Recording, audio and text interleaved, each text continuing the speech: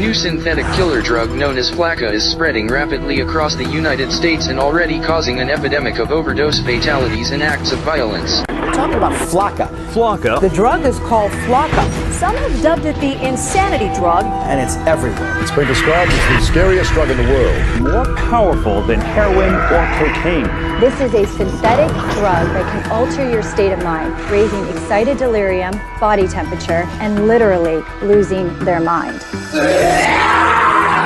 They're all experiencing like superhuman kind of strengths. Or it takes 6 policemen to hold them down. That's a problem. Psychotic breakdowns, hallucinations, aggressive, violent behavior, Cannibalism and self-mutilation. indiscriminate violence. When Flakka takes over, We are living in the context of the end of the age.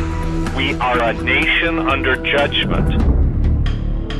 Welcome to stage 1 of the zombie apocalypse. It's been long theorized that controlled substances can bring people closer to the spirit world. Sometimes, however, what comes out of that experience isn't what you'd expect. And right now, our society is being plagued, dominated by an epidemic of controlled substances. In the 1970s, people were talking about peace and love, but nowadays people are coming back from bad trips and total psychosis. The number of overdoses are up, as are the cases of total zombification, i.e. demonic possession. The dark side opens people up to such possessions through lack of faith and environmental conditions. And while this isn't so much an issue with people of faith or orthodox practitioners, if your foundation is public education, if your dogma is militant atheism, substances like bath salts or Flakka can be the ingredient that pushes you over the edge, an edge that you will never come back from. Weaponized substances such as bath salts and spice are being mixed into just about everything these days. E-cigarettes, chocolates, party drugs, with the intended purpose of fucking you up permanently. These are not the days to be experimenting with new things. These are not the days to be a party kid. Nefarious agendas are at play, and just about everything out there these days is being spiked with chemicals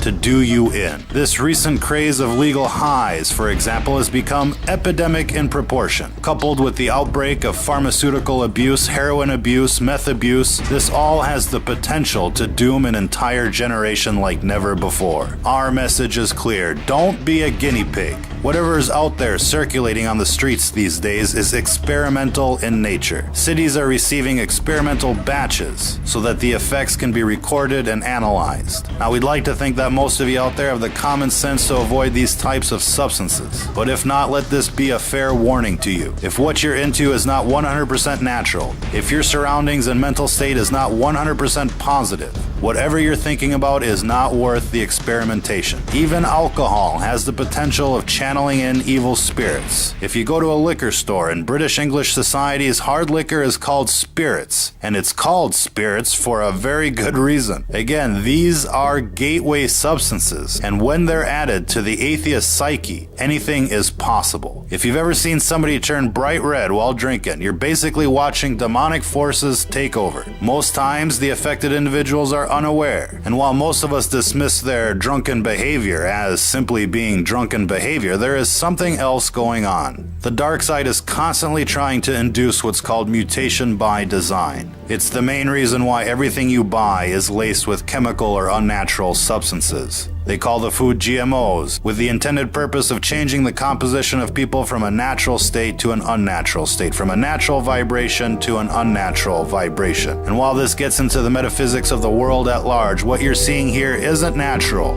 it isn't safe, and it isn't just psychosis. It's what happens when you stare into the abyss, and when the abyss stares back. If you're listening to this, you are the resistance.